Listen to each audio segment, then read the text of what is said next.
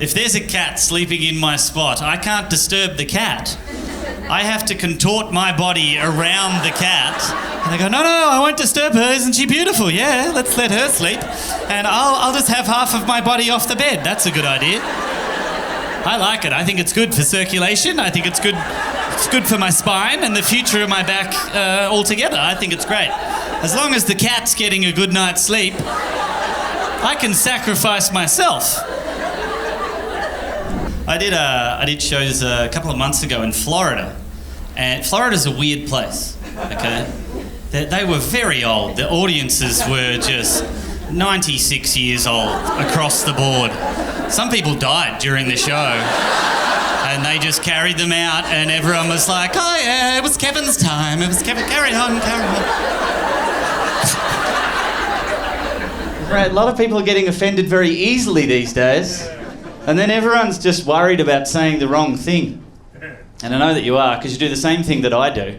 If you're driving along in your car and you've got passengers in your car and you answer a phone call and it goes on speakerphone, the first thing you say is, just letting you know that you're on speaker and there's other people in the car. You may as well say, don't talk about the shit we usually talk about.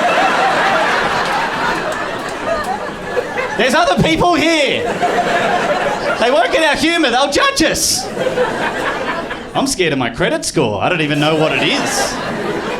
I'm too scared to look at it, because if you look at it, it fucking goes down.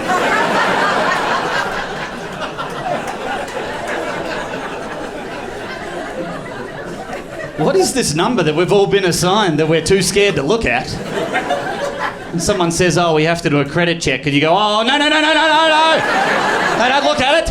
I don't look at it. You shouldn't look at it. If you look at it, it goes down. Don't look at it.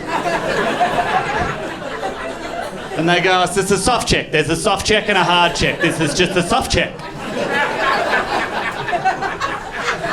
And you're like, what's a soft check? And they go, it's when we have a little look, like we're over here, and then we just go, oh, there it is, I saw it.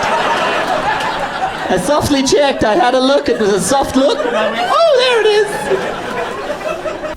My mum's on Instagram. Some of you might have seen some videos that I've dragged her into. I think she has 3 friends, and I'm one of them. So every time I put a video on Instagram, she calls me, says, oh, I saw the video. I'm like, oh yeah, this is good. I think she thinks that I just made it for her. I'm not sure. And then she goes, oh, I saw Auntie Elaine like the post. You should probably ring her and thank her. No, I'm not ringing Auntie Elaine to thank her for liking the posts. And then she went, well, I thought I raised you better than that.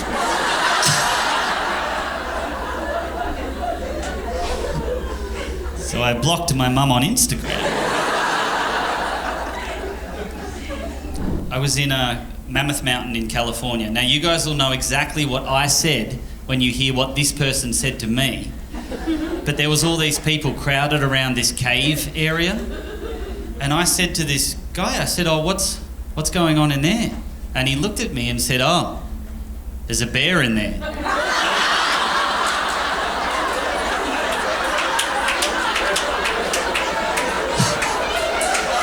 You know exactly what I said. I looked at this guy right in the face. I'm a grown man, and I went, and a chair as well. And he looked at me like I was a lunatic. Like, what kind of shit detective does he think I am? And when we first got engaged, this is the first thing that we had to do was get engagement photos. Okay, this is an American tradition. We don't do this in Australia, and it's fucking weird. We were down the beach with a professional photographer doing shit we've never done before and will never do again. I was told to stand there and look out over the ocean, so I'm standing there like this. And my fiancée was told to stand right behind me and put her arms around me like that, right? And I, in turn, was to hold her back like this. So we're both standing there, staring out over the Pacific. She can't see shit because her face is just in my back. We're trying to make that look cute, like, ah! But then on the other side, if you're too religious, just know that you're very fucking annoying, okay?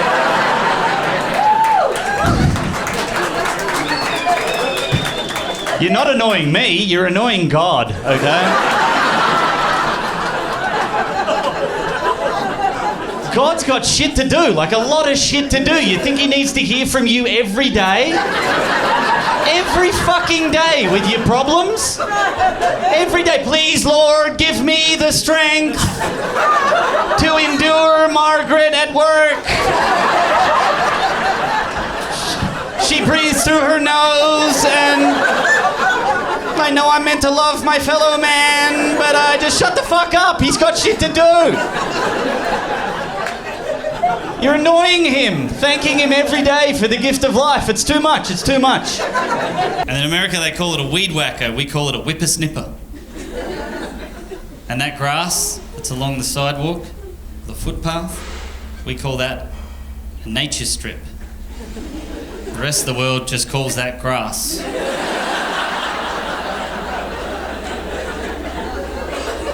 So about this one, I was chatting to some American friends and they were talking about how they learnt about sexual education.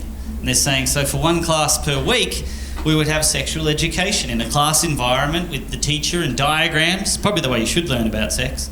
And one of them turns to me and goes, how do they teach you about sex in your country? How do you learn about sex in Australia? And I went, a giraffe in a caravan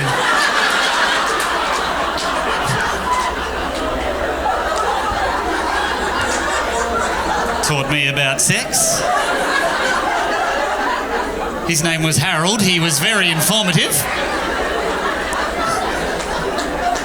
Do you know how weird it is to explain that you learn how to have sex from a man fisting a giraffe in a caravan? I got married in July last year to a nice American girl. I did it. Thank you.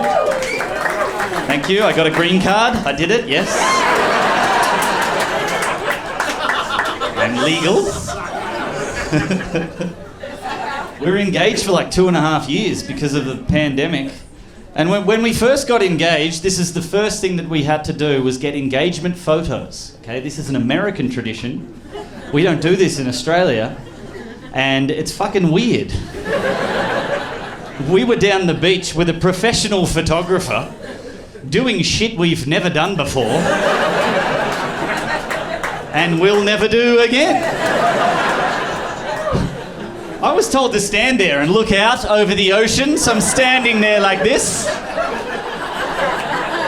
And my fiancée was told to stand right behind me and put her arms around me like that, right? And I, in turn, was to hold her back like this. So we're both standing there, staring out over the Pacific. She can't see shit because her face is just in my back. We're trying to make that look cute, like, ah! So we're standing there in some kind of reverse prom backpack scenario. And I thought, this isn't right, this doesn't feel right. And I went to the photographer, I don't think we should... And she took that photo. And then we sent that to all of our family and friends. And said, this is how we stand at the beach. We're idiots. We're thinking of starting a family. This isn't a good start. I do most of the cooking in the house. It's just that she burns 90% of shit that she touches in the kitchen, and I'm not allowed to say anything about it. You're not allowed to. It's very sexist and misogynistic to point out a woman burning something in the kitchen. You're better off just letting them burn shit and just saying nothing. But this is what she does. She put a pot on the stove, turn the stove on, and then she just fucks off for an hour and a half.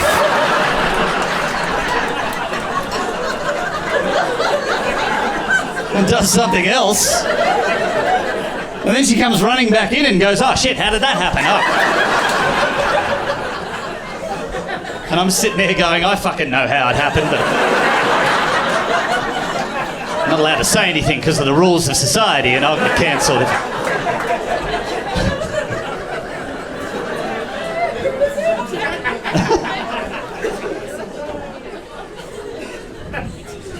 It's hard. It's hard being in the car with her when she's trying to do a U-turn. It's really hard. It's very hard. I don't think she knows what the letter U is. I don't think she knows. See, this is what a U-turn is, right? You're coming down the street and you need to be back over this side of the street. So you just do a U shape. It's in the title. It's in the title. Just do a U shape. Get back to where you needed to get to. But what my wife likes to do is she's driving along about here, she shits herself, and she goes, I don't want to do a U-turn, there's too many cars, I'm scared. So she turns right down this street, and she doesn't want to do a U-turn on that street either, so she turns right up the next street, and then she does a painfully slow 3-point turn in a driveway, and then comes back down to this street, back down along here, and then back up to where we needed to get to. And that takes 45 minutes. And I just have to sit there in silence.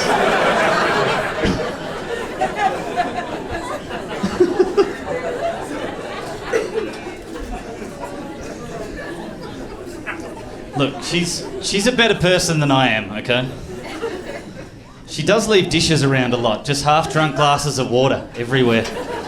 And it shits me, but we never fight.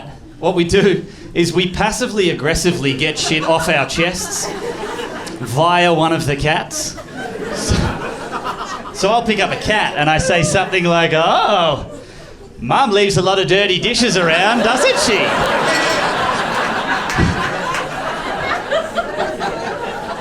And then later on, she'll pick up a cat and go, oh, Dad can't show his emotions because his father left him when he was a child. Ooh.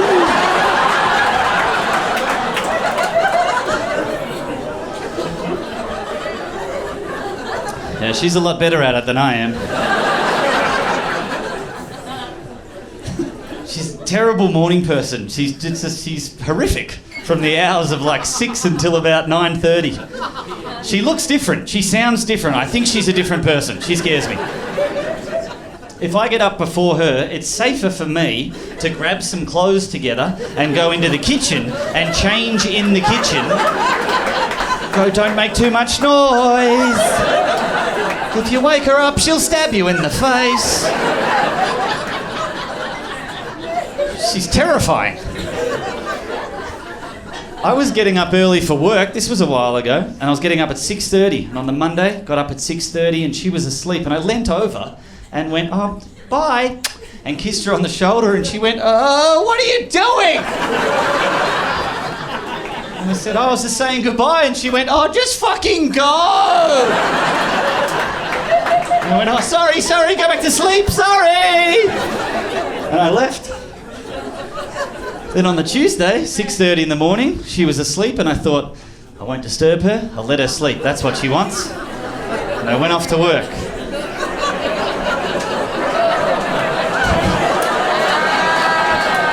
Yeah, you all know. I got a text message from her at 9:30 that said, how come you left without saying goodbye? What the fuck am I meant to do with this situation? So Wednesday, 6:30, I'm just standing at the end of the bed just staring at her. I didn't know what to do. I'm looking around for help. There's no support.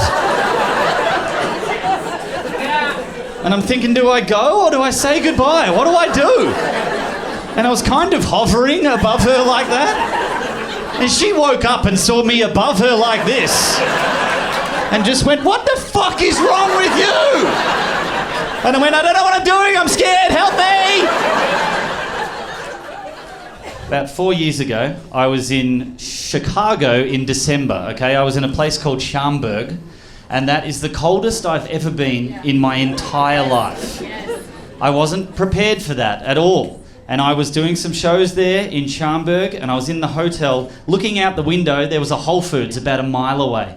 and like everything was frozen over. There was no people walking around and all the cars were covered in snow. And look, I don't know the cold. I didn't know if I could walk that mile without dying. I didn't know. I didn't want to be a statistic on their news. Idiot Australian thinks he can walk a mile in December. He has perished outside the Whole Foods in Schaumburg. I didn't want that to happen. So I put my beanie on and my scarf on and my jacket on, and I put sweatpants on and then jeans over them and like another jacket, and I had all my clothing.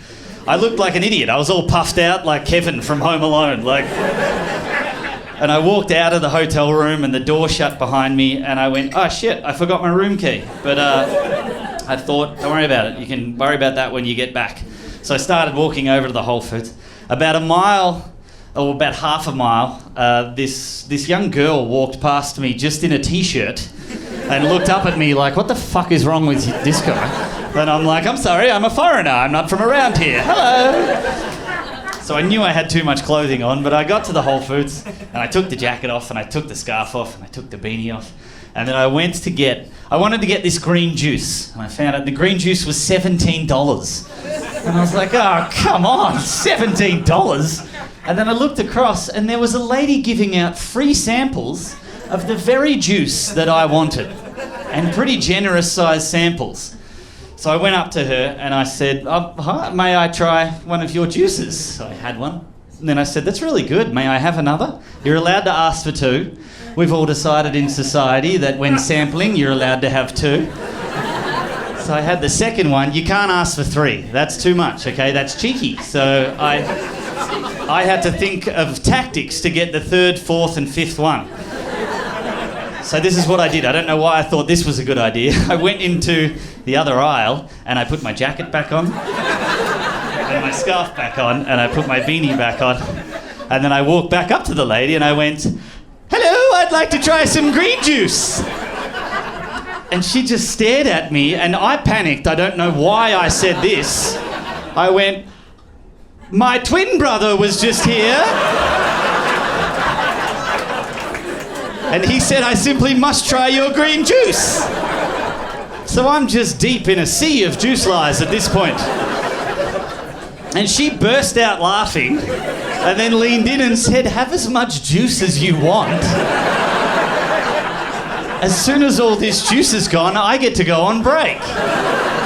So I'm her new best friend. I'm like, well, let's have a juice. Come on. I'm getting other people involved. Come on, we're getting Mary on break. Have a juice. We finished all the juice. Mary went on break. I had way too many juices. I had like 17 juices. I put my beanie back on and the scarf back on and the jacket back on, ready for my mile walk back to the hotel. And about quarter mile out, I realised that's too much juice. That's too much. We're about to have a problem here. This is a problem. Look, it's one thing if you need to pee really badly, but if you need to... That is an emergency situation. I don't want to be a statistic on the Chicago News. Australian shits his pants outside the Whole Foods in Schaumburg. He has perished outside... I don't need that on my adult life resume, so... And the shit that was going through my head, like... I was walking along going, you could jump between these two cars right now and this would all be over. And I'm like, you're not doing that, you're an adult. You're not shitting between cars. What are you, insane? So this is all I could do, all right? Now, you've all done this before. Don't act like you haven't. What it is, it's the fast-paced walk and then you have to gather yourself. And that's the only way you can get from A to B, all right? You go, go, go, go, go, go, go, go, go, go. Oh, shit, shit, shit, shit, shit, shit.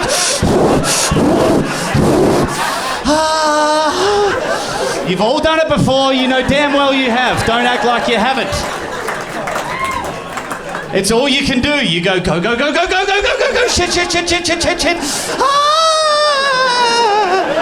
Oh,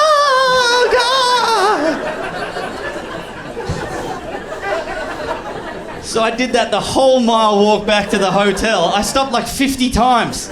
It took me so long to get there, but I struggled and I got there and I made it and I was sweating. I was sweating by the time I got to the hotel. And I went to the elevators and I remembered, shit, I forgot my room key. And I went up to the guy at the counter, and it's like he knew exactly what was going on. Because all I did was go up to him and just go, "Dah!" And he went, "Right, this guy's about to shit his pants and doesn't have a room key." Because he just went, "Yeah," and handed me the key, and I went, "Ah!" I went to the elevators, I went up to my floor, and I got there, and I got to my room, I opened the door, I opened the bathroom door. Now, why is it that your brain thinks it's made it to the toilet when it sees the toilet? I was like, "No, we're not there yet, what are you doing, for God's sakes?" And I jumped in the air, and I got my jeans off, and I dove, and I went, "Shh." And I made it, every little step, that whole mile back, everything. The relief when I made it to the toilet. And then I remembered I was wearing 2 pairs of pants.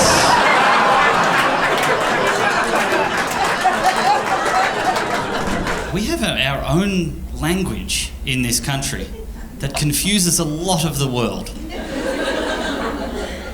Do you know, in America, they do not sing "Hip Hip Hooray" at the end of Happy Birthday. Did you know we were the only people who did that? Do you know how fucking embarrassing it is?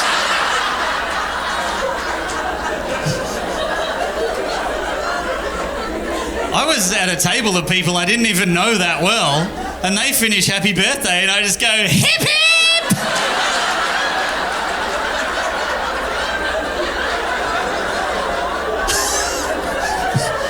And it's just silence, and they're all just staring at me, and I'm like, "Oh, that doesn't usually fucking happen."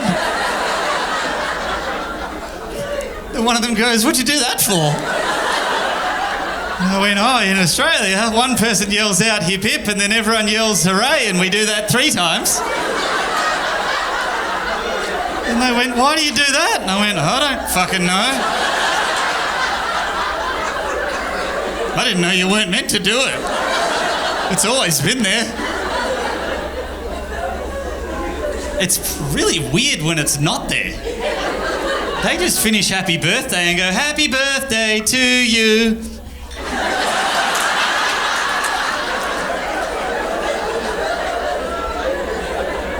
So you can't help yourself, can you? You needed to. You needed to get it out of your system. You do, don't you? We need to, all right? Hip hip! Hip hip! Hip hip! That's fucking insane to the rest of the world. The rest of the world, that is a weird, strange thing to do. Happy Birthday goes for 45 minutes in Australia. We do the hip hips and then someone goes, "Why was he born so beautiful?" Hey, don't cut the cake, I'm not done singing. I've got a whole number prepared. What about this one, right? In America, they don't have Christmas bonbons. I know, how's the genuine disappointment in you? Like, oh, is it even Christmas without the bonbons? Now what that means is they don't have Christmas hats. It's gonna be okay. It's gonna be okay.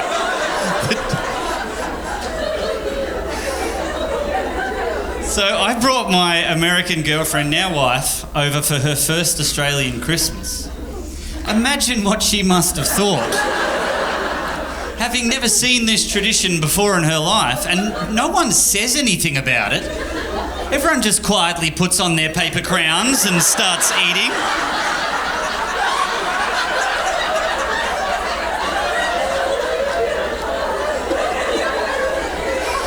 She's just sitting there, just looking around the table going, "What the fuck is wrong with these people?" They're all wearing multicoloured paper mache crowns. There's always someone who won't put their hat on and everyone cracks the shits at them. Everyone's like, "Put your hat on, Gary. It's Christmas. We're all doing it. Come on."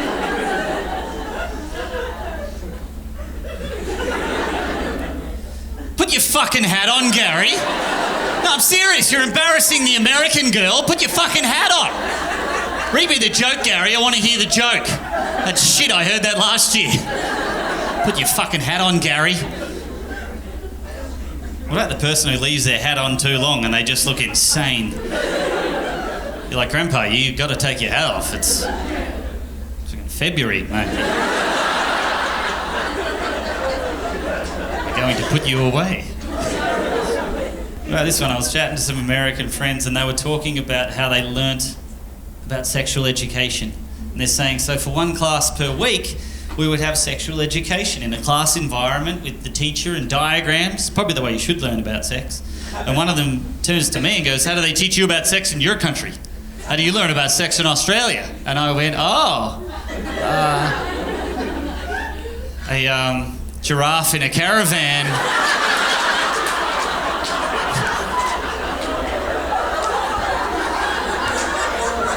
taught me about sex.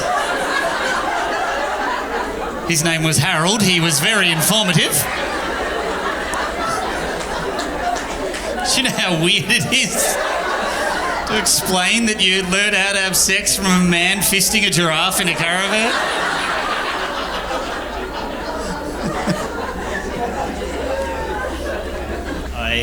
I have a foreskin.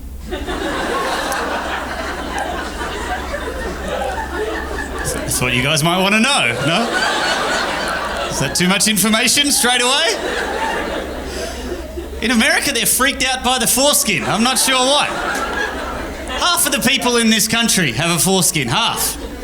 Well, that's not true. No, half are female. That's ridiculous. There's very few women with foreskins in this country. But for some reason in America, they're freaked out by it. They're like, no, you got to get rid of that. You got to get rid of it for cleanliness. Got to get rid of it. Tell you what, take a shower. Take a fucking shower. Every day you can take a shower. You don't have to lop part of your penis off. So 25 years down the track, you can save some time by not showering. I can go 3 days without showering, thanks to getting rid of my pesky foreskin. I did shows a couple of months ago in Florida, and Florida's a weird place, okay? They were very old. The audiences were just 96 years old across the board. Some people died during the show, and they just carried them out, and everyone was like, oh yeah, it was Kevin's time. It was Kevin, carry on.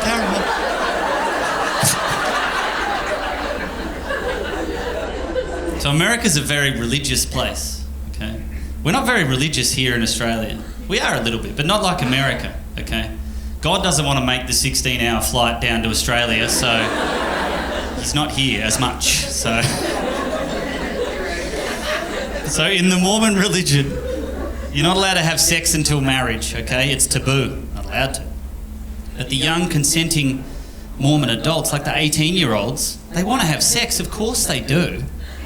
But what they've realised is, okay, they're allowed to...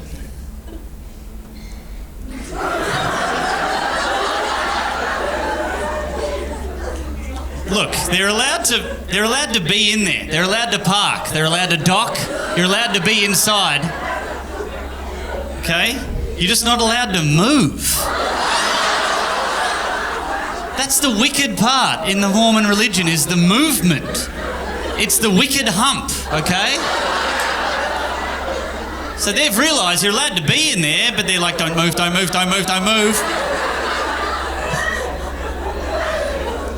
Now, this is my favourite part. The second part this is called jump humping. This is where they get a friend in, and their friend jumps on the bed next to them and provides the movement that they so sorely need. I'm not making this shit up. You can look it up. See, these two acts, independent of one another, totally acceptable in the Mormon religion. You're allowed to be in there, you're allowed to park, you're allowed to dock. They call that soaking, which is both hilarious and disgusting. And then they're allowed to jump on the bed. They're just having a good time. Nothing wrong with that. But what has occurred when in close proximity to one another? What is this scientific anomaly? And I'm so proud of these kids for finding this loophole. I'm so proud of them.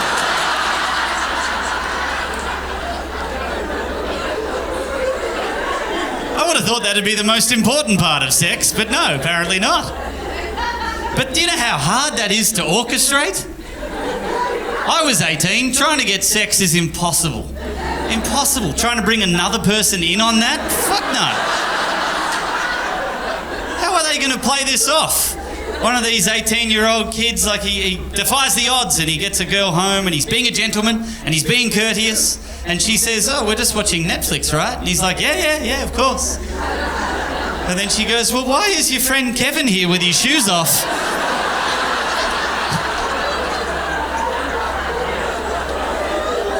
And he's got to go, oh, I don't know, anything could happen, hey! There's too much to orchestrate. You can't have a memory foam mattress, you can't have memory foam. You think about it, you're on the bed in the docking position, ready, and Kevin's jumping around like a lunatic, and you're not moving at all.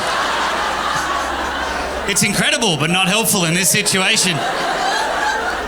There's a full glass of red wine not spilling next to you.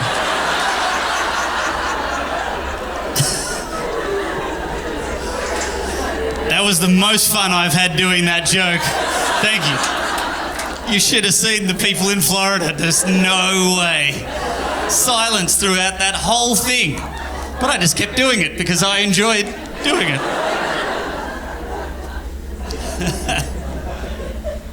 I was looking around the house the other day. So we've lived together for 8 years, and I was looking around the house, and I realised that I own nothing. I own nothing in this house. None of this is mine. I put none of that there. I'm not allowed to touch some of it. I'm a grown man who can't touch shit in his own house. I'm like, how did I let this happen? How did it get this far? The cats have more real estate in the house than I do. They have cat towers and feeding stations and places they like to sit. I have nothing. Now I know why dads everywhere around the world have that one chair, that one armchair that's like in the corner of the room, and everyone kind of jokes about it and goes, oh, that's Dad's chair, that's where Dad sits, don't sit in Dad's chair. And you know what Dad thinks? That's all I've fucking got in my life. That's all. And they sit in their chair and they go, this is my fucking chair. No one tells me what to do when I'm in this chair. I'm king of this chair. I realised I don't even have the chair. All I have is my side of the bed. Okay. Under the covers, because the cats own the entire top of the bed. If there's a cat sleeping in my spot, I can't disturb the cat. I have to contort my body around the cat. And they go, no, I won't disturb her. Isn't she beautiful? Yeah, let's let her sleep. And I'll just have half of my body off the bed. That's a good idea. I like it. I think it's good for circulation. I think it's good for my spine and the future of my back altogether. I think it's great. As long as the cat's getting a good night's sleep, I can sacrifice myself. So all I have to myself is my side of the bed under the covers and only facing this way. Because if I face this way, towards my wife, apparently my breath is ruining her existence. And she tells me about it every 20 minutes. She'll be like, I can feel you breathing. I can feel the warmth of your breath. And I'm like, oh, that's gross. So I grab a pillow and stick it in my face and go. She goes, I can still feel you breathing. I'm like, you can feel me breathing through the pillow? She's like, I can feel you moving. I can feel the movement and I can tell that you're breathing. I can tell that you're still breathing. I'm like, yes, I am in fact breathing. That is true. That is awful of me. Look, I'm purely just trying to breathe to live. Is it okay? Is it okay with you if I live through the night? Is that okay with you? I know you're trying to sleep, but I'm just trying to get oxygen to my brain so I can survive another day on this planet. But that's rude of me on this Tuesday evening. You should be having a nice slumber. I'll stop breathing, and I'll die. I'll die in the bed next to you, and you and the cat will have a wonderful sleep.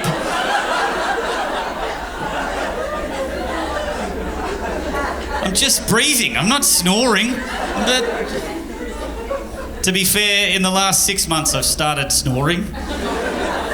And I know that's annoying. I've slept next to people that have snored before, and that is fucking annoying. But I got to tell you guys, as the person who snores, it's really hard as well. Because you don't hear any of the snoring. You just get woken up every half an hour by a hysterical, angry person a foot away from you in the bed hitting you. Shut the fuck up! And you're like, what? You shut the fuck up! I wasn't snoring, you were! You shut up! That's stupid! You're stupid! Why did I even marry you, you stupid? I'm just trying to sleep like a normal person and you hit me.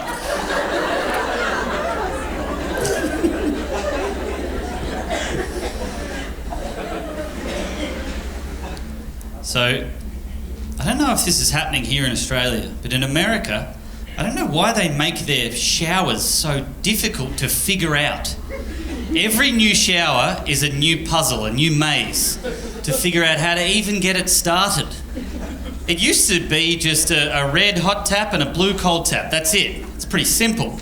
Now, you have to find a little lever to pull down to start the shower. They're like, oh, didn't you know you needed to pull the lever up from the bath tap? Didn't you know that? I'm like, no, I didn't fucking know that. Why would I know I needed a plumbing apprenticeship and move hardware around to start your stupid shower? Sometimes it's one huge metallic knob with just no signage. And you're just spinning it around. Like, I don't know how far I need to go with this. And that is 3rd degree burns. And that's ice bucket challenge. And you're like, where the fuck do I was at a hotel and there was 3 chrome levers with just nothing else. No signage. I didn't know what was going on. I just stared at it and went, this is not going to end well. And I turned the middle one and just got shot in the dick. Like a high-powered, like right there. Like, why is that at dick level? Is that to clean my foreskin? Is that why that's there?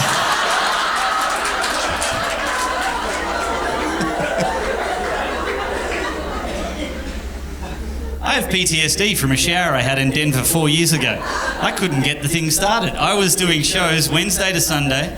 And before the Wednesday show, I went to shower and I went in there, I got all my clothes off and I'm trying to get the shower started. I couldn't figure it out. 20 minutes, I was trying. I was looking for the lever. I felt so dumb. You know what was worse? Is doing that and failing while you're naked just made it so much more worse. I'm just limp and pathetic and just getting nowhere. And I said to myself, have a bath. You love baths. I tried to convince myself that I wanted a bath, not that I was forced into bathing through stupidity. And I went down to do the bath and I realised, oh shit, you're not going to be able to do the bath, are you? And I tried for 7 seconds and failed at that. And that was a low point in my life, ladies and gentlemen. I'm crouched down naked next to a bath and shower I couldn't figure out. And I kind of slumped in defeat. And then my dick just touched the bathroom tile. And your dick should never touch bathroom tile. It shouldn't. It's cold, it's invasive, you didn't expect that to happen. It may not have happened to any guy in this room, but you know exactly what I felt, don't you? You can feel it right now. You can feel how awful and abrasive that is. So I'm at a new low point in my life. Just dick on tile, just... And then I realised, shit, you're just going to have to get up and put your clothes back on. Do you know how weird it feels? To get your clothes off, get completely naked, go in, just fail at starting the shower, fail at the bath, and just place your penis on the floor for a second, and then just go and put your clothes back on and go out and try and confidently do stand-up comedy. Do you know how that feels? The whole crowd was looking at me. They were staring. They knew something had happened. They're like, something's happened to this guy in the last couple of hours. And I could feel the touch. I could feel the touch of the tile. And I felt that touch for 6 months because I got the worst urinary tract infection. This is what's going to happen, okay? We're just telling jokes. They're just jokes. Just jokes, okay? This is comedy. Comedy. Look, the word's right there. Comedy, okay? Just let's all remember that. No one's allowed to get offended. A lot of people are getting offended very easily these days. And then everyone's just worried about saying the wrong thing. And I know that you are, because you do the same thing that I do. If you're driving along in your car and you've got passengers in your car and you answer a phone call and it goes on speakerphone, the first thing you say is, just letting you know that you're on speaker and there's other people in the car. You may as well say, don't talk about the shit we usually talk about. There's other people here. They won't get our humour, they'll judge us. Everyone's terrified of offending. You can't offend Australians, you can't. You tried. You tried with Outback Steakhouse, you tried.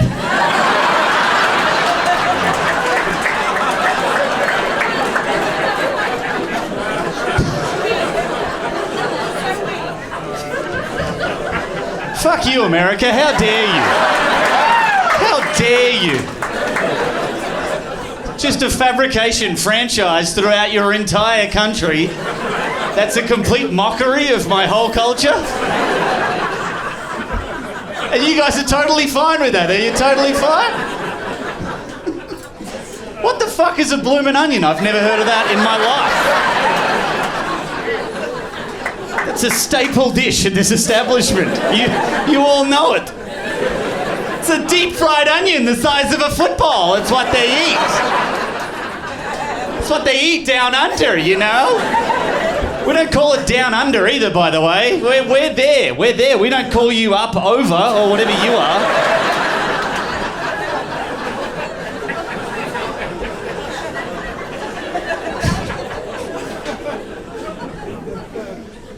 I'm not offended by Outback Steakhouse. I think it's hilarious. I don't care. There's more stupid shit that we've done in my country that you can make fun of. Much more embarrassing stuff. I'll give you 3 examples, okay? These are 3 examples of some stupid shit that we've done in my country. So if you ever meet Australians, bring these ones up instead of Outback Steakhouse.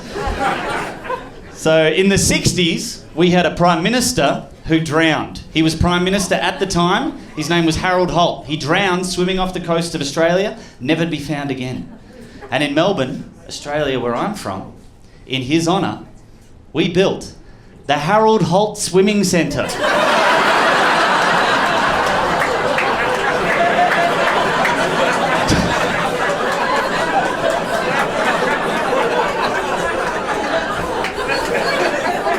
He fucking drowned, and we built a swimming centre in his honour. What a pack of arseholes.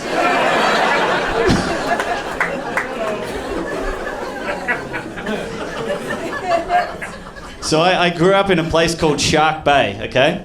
Shark with an R, okay? I don't pronounce my R's, okay? I don't have time. Shark, okay? Shark, like a shark. You know what a shark is. Fuck you, all right? Like Dana. You know what a shark is. Stop it. So Shark Bay, it never dawned on me how ridiculous this was. When I was a teenager, the local government realised that no tourists were coming to the area for obvious reasons. So they changed the name to Safety Beach.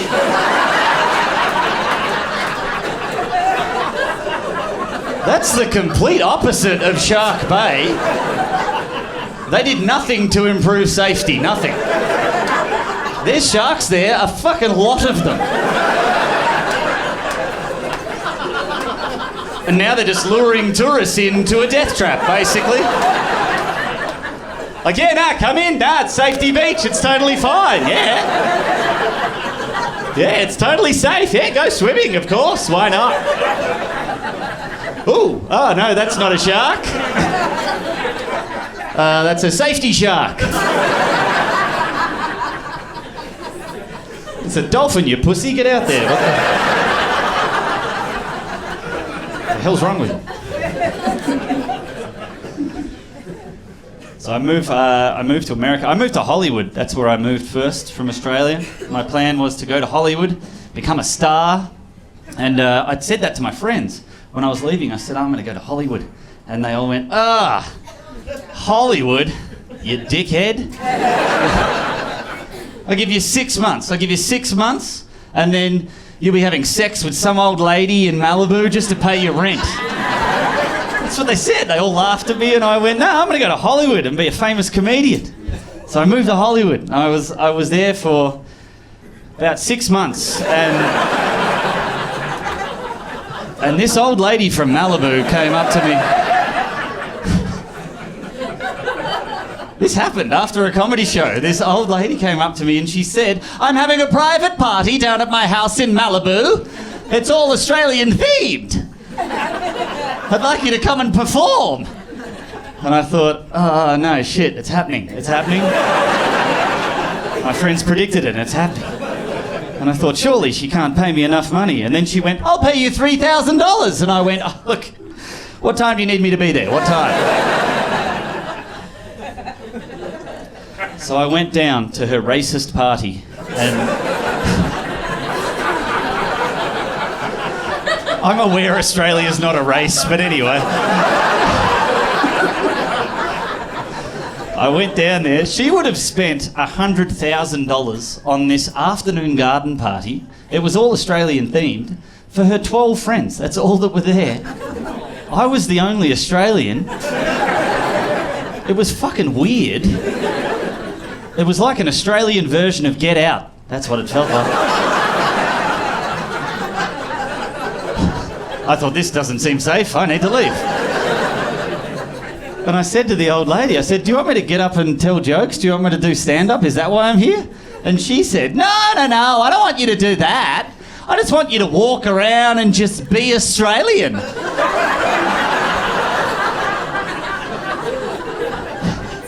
What she said to me, and then she had a handler there. I'm not making this up. They handed me a kangaroo on a leash.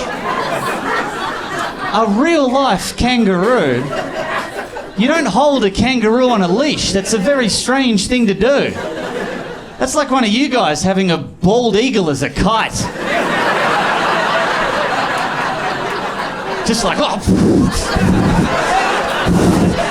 Jesus, why did we get a bald eagle kite? This is ridiculous. He's already shat on Grandma twice. Why did we... So that's what it felt like, having a kangaroo on a leash. And I'm walking around this lady's backyard, just with a kangaroo on a leash, just going up to her 12 guests going, g'day guys, how you going? Yeah, it's a kangaroo. I didn't think that'd be here either, but here we are. Hello. Anyway.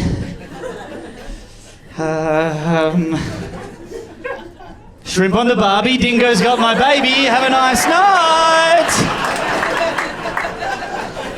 Just saying the stupidest shit that I could think of. Do you know how embarrassing that was? Walking around with a kangaroo on a leash. I would have rather had sex with the old lady. That would be less embarrassing. The kangaroo was embarrassed. He looked up at me and said, do you think if we both fuck her, we can leave? And I went,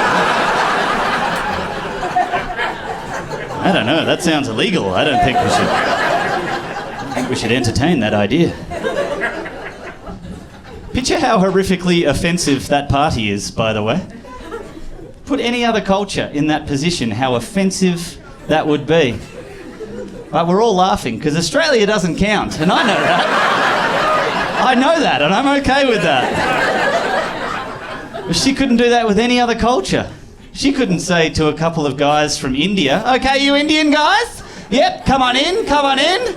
Okay, you're just going to be in this 7-Eleven here, okay?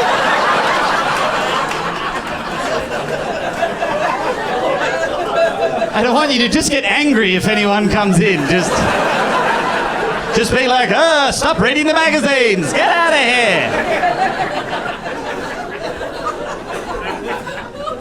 She can't do that. But she can't say, okay, and you 6 Mexican guys, Can you go on the other side of the fence and just try and get into the party the whole time?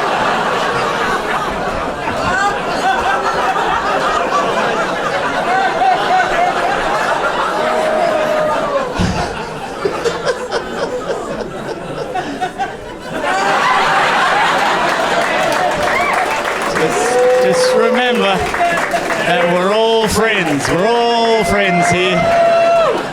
Let's all remember, Outback Steakhouse is a thing that exists.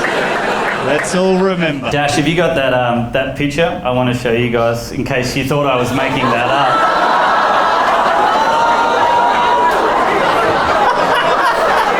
Have a look at the t-shirt they made me wear. And I'm just like, yeah, okay. Walking around the yard. Look how big the kangaroo is. That would have beat the shit out of me.